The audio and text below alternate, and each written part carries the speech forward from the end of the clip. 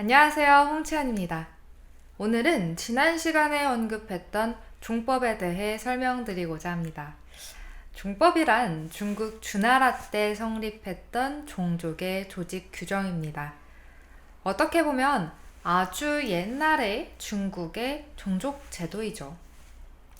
기록을 살펴보면 송나라 시대만 해도 이 제도가 보편적인 가족 구성 방식은 아니었던 것으로 보입니다. 송나라 시대 학자 정자는 이렇게 말했습니다. 종자법은 폐지되었으나 후세의 보첩에는 여전히 유풍이 남아 있었다. 보첩이 또 폐지되자 사람들은 자신의 유래를 알지 못하고 100년 된 집안도 없고 고륙의 계통이 없어졌으니 비록 아주 가까운 친족이라도 은혜 또한 야박하게 되었다. 종자법은 종법과 같은 말입니다. 정자는 그가 살던 시대 이전에 종법이 폐지되었다고 말합니다. 보첩이라는 풍속이 남아는 있었지만 이마저도 폐지되었다고 하죠. 보첩이란 족보할 때 보자를 사용해서 혈연과 같은 관계를 도표식으로 나타낸 종족의 계보입니다. 이렇게 자취를 감추었던 종법과 보첩은 송나라 시대 유학자들에 의해 다시 태어납니다. 그래서 우리가 지금 족보라는 개념을 알고 있고 종법 체제에 대해서 논의할 수 있게 된 것이죠. 그렇다면 종법할 때 종자를 사용하는 이유는 무엇일까요? 또 종자는 어떤 역할을 했을까요? 장제라는 학자는 이렇게 종자에 대해 설명했습니다.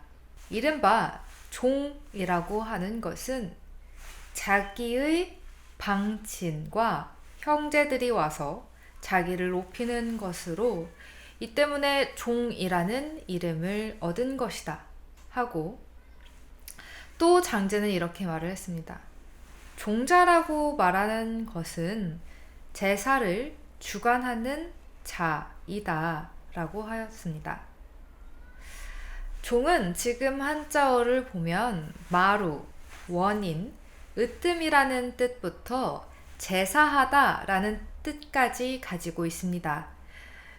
기본적으로는 높다, 높은 사람이라는 의미를 가지고 있죠. 장제는 이를 기반으로 종이 자기의 친척들과 형제들이 와서 종자를 높여준다는 의미를 나타낸다고 말한 것입니다. 다시 말해서 종자는 집에서 가장 높은 사람으로 제사를 주관하는 역할을 부여받은 사람이기도 한 것이죠. 유학자들은 어지러운 시대의 분위기를 쇄신하기 위한 방법 중 하나로 종법의 부활을 선택했습니다. 왜 그랬을까요? 아까 살펴본 장제란 학자와 어떤 사람이 나눈 대화를 보면 이렇습니다. 장제가 말했습니다. 종법이 만약 정립되면 사람들이 각자 자신의 유래를 알게 돼서 조정에 크게 유익한 점이 있을 것이다. 그러자 어떤 사람이 물었죠.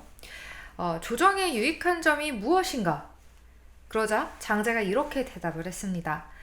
공경들이 각자 집안을 보존하는데 충의가 어찌 정립되지 않겠는가?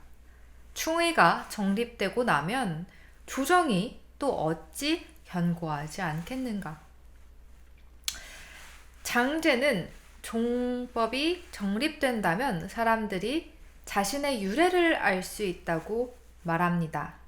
이전 시간에 말씀드렸듯이 종법의 핵심은 나의 뿌리를 찾는 것입니다. 나의 혈통이 어디에서 시작해서 어떻게 흘러와 나에게 도달했는지를 정리하고 그중 시조를 이은 사람에게는 집안을 지탱할 수 있는 권력을 부여합니다. 단 중국과 조선 중후기의 종법은 모두 남성 중심이었습니다.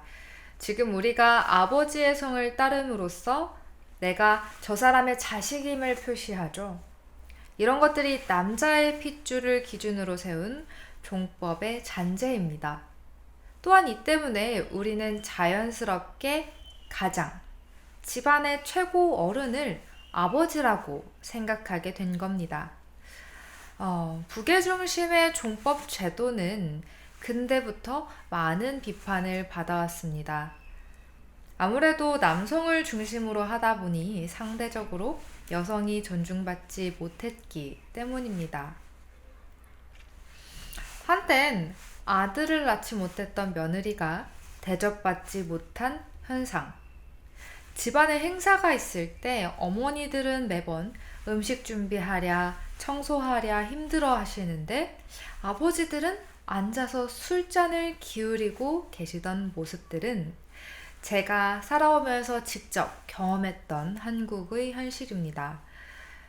여성은 이름이 아닌 성씨만 기록되어 있는 조선시대 기록들은 조선시대 당시의 상황을 보여주는 자료이죠. 현대에는 남성과 여성 모두를 존중해주는 태도가 당연시되고 있기 때문에 이 부계 중심의 종법 제도는 분명 우리에게 고리타분한 구시대의 질서일지도 모르겠습니다. 하지만 그럼에도 이 강의에서 이 내용을 자세히 정리해 보려고 하는 이유는 지피지기면 백전백승이다라는 저의 개인적인 마음에서 비롯된 것인데요. 과거 조선시대에는 이 종법 제도를 중심으로 사회 질서를 구축했습니다. 여성의 지위를 깊이 고려하지 않았다는 문제점이 분명 있습니다만 그들의 어떤 사유 방식이 여성이 차별받는 체제로 이어졌는지를 살펴보아야 같은 실수를 반복하지 않을 수 있습니다. 또한 종법 제도에서 우리가 배울 수 있는 부분도 있다고 생각합니다.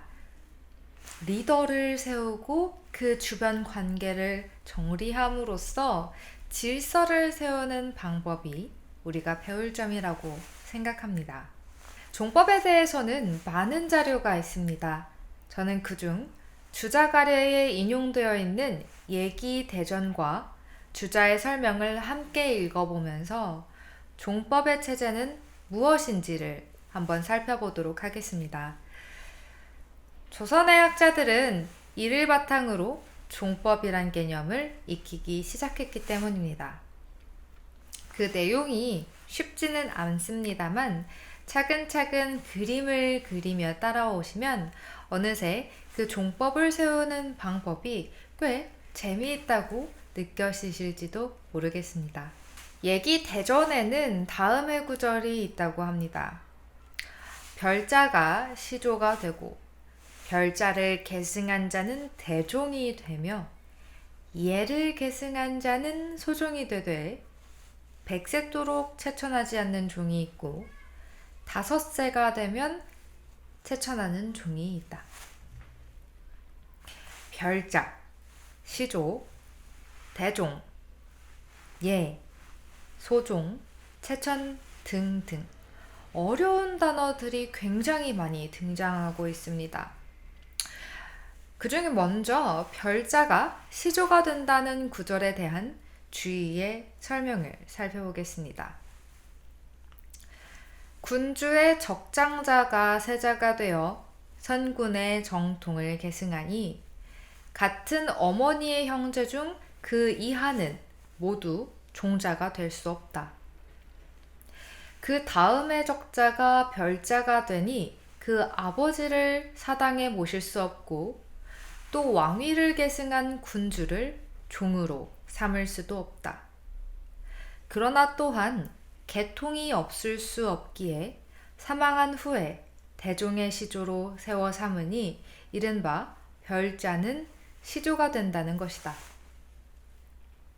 사실 주의가 풀어놓은 이 구절도 어려운 말 투성이입니다. 그렇다면 쉽게 한번 생각해 보도록 하죠. 군주는 왕입니다. 적장자는 큰아들입니다. 군주의 적장자가 세자가 되어서 선군의 전통을 계승한다는 것은 왕의 첫째 아들이 그 다음 왕이 된다는 이야기죠. 그 다음 문장인 같은 어머니 형제 중 그 이하는 모두 종자가 될 수 없다는 것은 왕이 된 첫째 아들 외에는 임금을 이은 종자가 될 수 없다는 겁니다. 임금이 여럿일 수는 없겠죠. 그 다음 구절, 그 다음의 적자가 되니 그 아버지를 사당에 모실 수 없고 또 왕위를 계승한 군주를 종으로 삼을 수도 없다라는 부분을 보겠습니다. 그림을 보면 왕을 계승한 사람은 다시 왕이 되는데 그 나머지 형제들은 왕이 될 수 없죠. 왕이 아닌 사람은 자신이 소유한 사당에 자신의 아버지인 왕을 모실 수도 없습니다.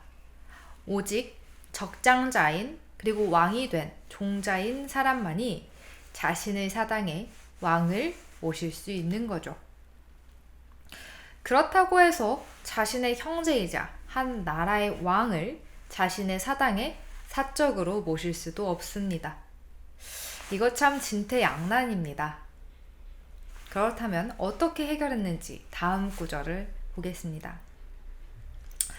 그러나 또한 계통이 없을 수 없기에 사망한 후에 대종의 시조로 세워 삼으니 이른바 별자는 시조가 된다는 것이다. 문제는 이 왕의 형제들에게도 후손들이 있다는 겁니다. 왕의 형제는 모실 수 있는 사람이 없지만 그 후대 사람들이 있으므로 이 왕의 형제를 시조로 삼습니다. 이것이 별자가 시조가 되는 원리입니다. 조선시대 학자인 김장생이 가래에 대해 설명해 놓은 글을 보면 이 별자에는 세 종류가 있다고 합니다. 그는 예기 상복소기의 주를 인용했는데요. 그 구절은 다음과 같습니다. 별자에는 세 가지 종류가 있다. 첫 번째는 제후의 적자의 동생으로 정적과 구별되는 자이고, 두 번째는 이성의 공자로서 다른 나라에서 와서 본국에 있으면서 오지 않은 자와 구별되는 자이고, 세 번째는 여러 성 가운데 이 나라에서 일어나 경이나 대부가 되어서 벼슬하지 않은 자와 구별되는 자이다. 이들을 모두 별자라고 한다 하였다.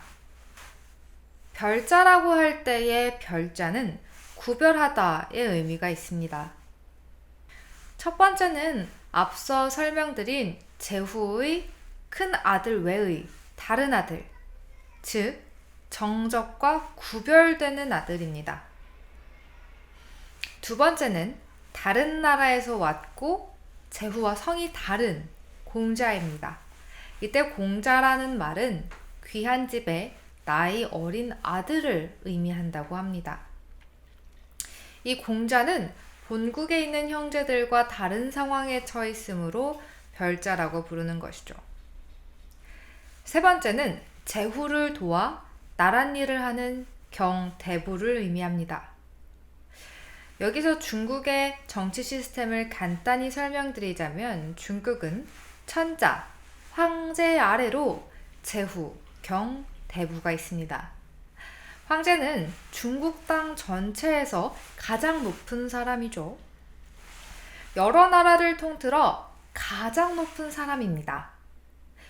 황제 혼자서는 넓은 중국을 다스리기가 어렵습니다.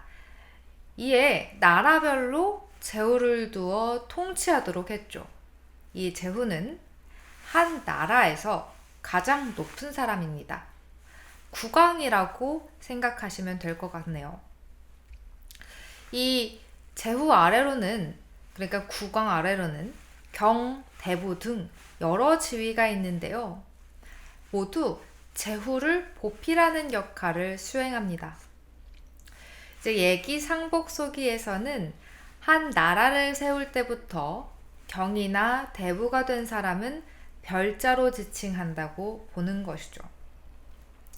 이런 별자에 대한 다양한 규정은 조선에서 시조를 세울 때 여러 문제를 야기하기도 했습니다. 오늘은 거기까지 살피지는 않도록 하겠습니다. 다음 구절을 살펴보도록 하겠습니다.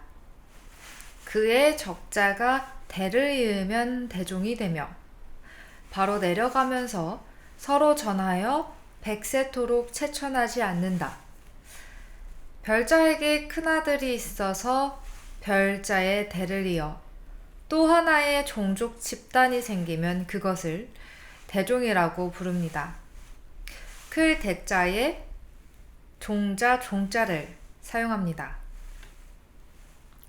시조인 별자와 그 별자를 이은 대종은 채천이라는 것을 하지 않습니다. 채천이란 대수가 다한 신주를 최장방의 집으로 옮기거나 묘 앞에 묻는 것을 의미합니다. 아직 상례와 제례를 살펴보지 않아 신주에 대한 설명이 필요할 거라고 생각됩니다. 보다 자세한 설명은 뒤에 가서 하기로 하고 간단히만 설명을 드리자면 신주는 돌아가신 분 혹은 사망한 가족에게 제사를 지내기 위해 만들어 놓은 나무 판자입니다. 지금 우리가 사진을 보며 옆에 없는 사람을 기억하는 것처럼 당시에는 신주를 만들어 여러 상징을 담아 그들을 기억하고 그리워할 때 사용했습니다. 옛 사람들은 이 신주를 정말 사람처럼 생각하고 중시했기 때문에 이 물건을 놓기 위한 장소를 만들었습니다. 사당이라고 부르는 곳이죠. 그렇다면 대수가 다했다는 것은 무엇일까요? 이것은 여러 가지 방식으로 설명이 가능한데요. 가장 이해하기 쉽게 설명하자면 만약 가족이 사망할 때마다 이 신주를 만들고 신주를 놓을 장소를 마련하고 그렇게 몇 세대가 흐르면 모셔야만 하는 신주만 해도 몇백 개가 될 겁니다. 더불어서 방금 제가 신주를 모신다라고 했는데요. 모신다라고 하는 건 그 신주에 해당하는 사람을 기억하고 실제 그 사람에게 대하듯 신주를 대하기 때문입니다. 부모님의 신주를 부모님 섬기듯이 소중히 여기는 것입니다. 그래서 사망한 사람과 가장 가까운 사람이라고 생각되는 장자, 큰아들에게 상례 및 제례를 주관하도록 하는 것이죠. 그럼 생각해 봅시다. 증조, 고조 할아버지의 이야기까지야 할아버지나 아버지께 전해들어서 그들을 기념할 수 있지만 아주 오래전에 나의 할아버지를 떠올리고 모실 수 있는 방법이 있을까요? 그런 생각이 없다면 이 신주는 그저 나무 판자에 불과합니다. 따라서 이런 여러 상황을 고려해 몇 대까지만 신주를 모시자고 정하게 되는 겁니다. 하지만 시조인 별자와 대종은 채천을 하지 않는다고 말씀드렸습니다. 왜냐하면 한 종족의 시작이 되는 사람들이기 때문입니다. 그 사람이 있었기에 현재의 종족이 있는 것이니 그 감사함을 오랫동안 기념하기 위해서입니다. 이것이 그의 적자가 대를 이으면 대종이 되며 백세토록 채천하지 않는다는 문장의 의미입니다. 다음 소종과 5대가 되면 채천한다에 대한 주의의 설명입니다. 별자에게 서자가 있을 경우 또 그 서자는 감히 별자를 사당에 모시지 못하지만 그 서자를 사후에 세워서 소종의 시조로 삼는다. 그의 장자가 대를 이으면 소종이 되며 5세가 되면 채천한다. 서자가 무슨 말인지부터 살펴보겠습니다. 서자는 적장자 외의 아들입니다. 큰아들 외에 다른 아들을 의미하죠. 왕의 경우처럼 별자의 큰아들 외에 다른 아들은 별자를 시조로 모실 수가 없습니다. 그렇다고 자신의 큰형인 대종을 시조로 모실 수도 없죠. 따라서 별자의 큰아들이 아닌 다른 아들이 사망하면 그 사람을 소종의 시조로 삼습니다. 그리고 그 사람의 대를 이은 큰아들은 소종이 됩니다. 앞서 별자와 대종은 100세가 돼도 체천하지 않는다고 말씀드렸습니다. 소종은 이와는 다르게 5대가 되면 체천을 합니다. 소종의 신주를 대수가 끝나지 않은 최장방의 방이나 집으로 옮기거나 묘 앞에 묻는 거죠. 앞서 최장방에 대해서는 말씀드리지 않았는데요. 최장방이란 정해진 대수 가운데 학렬이 가장 높은 사람입니다. 정해진 대수라고 말하는 것은 4대를 보통 얘기하는데요. 그렇다면 또 학렬이란 무엇일까요? 학렬이란 그 사람이 시조로부터 몇 대 손인지를 따지는 것입니다. 드라마에서도 종종 다뤄지는데요. 한국의 어른들은 자신을 소개할 때 김씨, 홍씨 몇 대 손이라고 이야기를 합니다. 이 학렬과 관련해서 재미있는 에피소드가 최근 드라마에서 다루어진 적이 있습니다. 우영우라는 드라마에서 한 판사와 변호사가 학렬을 따지는 장면이 나와요. 근데 이 학렬은 단순히 나이가 많다고 해서 높은 것이 아닙니다.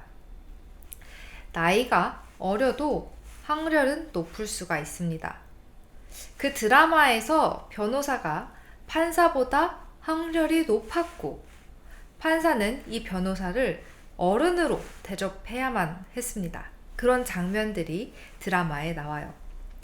이것은 시조로부터 얼마나 가까운 사람인지가 중요했던 것을 보여줍니다. 종자와 최장방의 관계를 정리해보면 이렇습니다. 쉽게 설명드리기 위해 이런 도표를 준비해 보았습니다. 소종의 단위에서 종자는 한 집안에 한 명뿐입니다. 내 할아버지가 있고 할아버지께서 사망하면 그 할아버지의 큰아들이 종자가 됩니다. 만약 내가 종자라면 나의 아버지가 종자가 된 것이겠죠. 이때 할아버지의 다른 아들들은 종자가 될 수가 없습니다. 오직 종자만이 자신의 고조할아버지, 증조할아버지, 할아버지, 그리고 아버지의 신주를 사당에 모시고 제례를 지낼 수가 있습니다. 나머지 형제들은 가족으로서 큰형이 주관하는 상제례에 참여할 수밖에 없죠. 그러다 할아버지의 큰아들, 나의 아버지가 돌아가시고 나면 첫째인 내가 종자가 되는데 아버지가 돌아가셨기 때문에 고조 할아버지의 신주를 빼고 첫 번째 자리에 아버지의 신주를 두어야 합니다.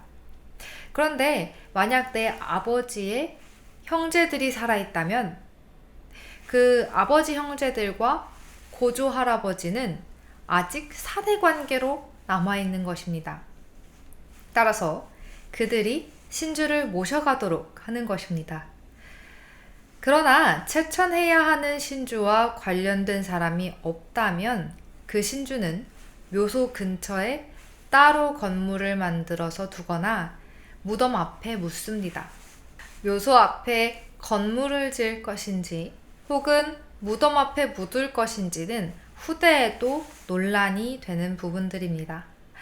하지만 분명한 건 정해진 대수인 5대가 지나면 채천하도록 했다는 것입니다. 따져보면 고조할아버지, 증조할아버지, 할아버지, 아버지 이렇게 있다가 아버지가 돌아가시고 나면 그 윗세대를 옮기는 것이죠. 앞서 별자에 대해서는 세 종류를 말씀드렸습니다. 소종은 네 종류가 있다고 정리를 합니다. 별자는 다르게 좀 쉬운데요. 고조를 모시는 소종, 증조를 모시는 소종, 조를 모시는 소종, 예를 모시는 소종입니다. 이것을 도표로 정리하면 이렇게 정리가 됩니다. 고조를 모시는 소종은 자기 위로 4대의 조상을 모시는 경우이고, 증조를 모시는 소종은 자기 위로 3대 조상, 조를 모시는 소종은 자기 위로 2대 조상, 그리고 예를 모시는 소종은 아버지만을 모시는 경우를 의미합니다. 이 예자가 아버지를 존칭하는 한자어입니다. 이것을 도표로 그리면 이렇게 표현이 됩니다. 결론적으로 고조 이상의 조상을 모시는 소종은 없습니다. 이 사진을 보면서 다시 한번 주의 글로 정리를 해보도록 하겠습니다. 별자는 제후의 아우를 말하니 정통적자와 구별되기 때문에 별자라 칭한다. 조가 된다는 것은 저절로 후세에 시조가 되는 것이니 이 별자의 자손이 경, 대부가 되어 이 별자를 세워 시조로 삼는다는 것을 말한다. 별자를 계승한 자가 대종이 된다는 것은 별자의 대를 이은 장자가 별자를 계승하여 종족들에게 채천하지 않는 종이 되는 것을 말한다. 예를 계승한 자는 소종이 된다. 예는 별자의 서자를 말하니 서자가 낳은 장자가 이 서자를 계승하여 형제들에게 소종이 된다. 5세대가 되면 채천한다는 것은 위로 고조에서부터 아래로 현손의 아들에게 이르게 되면 고조의 묘가 열리는 것이니 다시는 서로 종으로 삼지 않고 또 별도로 종을 세운다. 이것이 이상적인 종법입니다. 대종을 두어서 종족의 시조를 모심으로써 사람들에게 시조를 공경하는 마음을 유지할 수 있도록 해주고, 소종을 두어서 아버지부터 고조 할아버지를 모시게 함으로써 사람들에게 아버지를 공경하는 마음을 유지하도록 하는 방법입니다. 우리는 이 종법을 다양한 방식으로 이해할 수 있습니다. 철저한 권력 체계로 생각할 수 있습니다. 또 공경이란 마음으로 세워지는 사회 구성 방식으로 이해할 수도 있습니다. 혈연이라는 붉은 실과 공경함이라는 뜨거운 마음은 생각은 자본이나 힘보다 강력하게 사회를 유지할 수 있는 힘이 되었던 것은 아닐까요?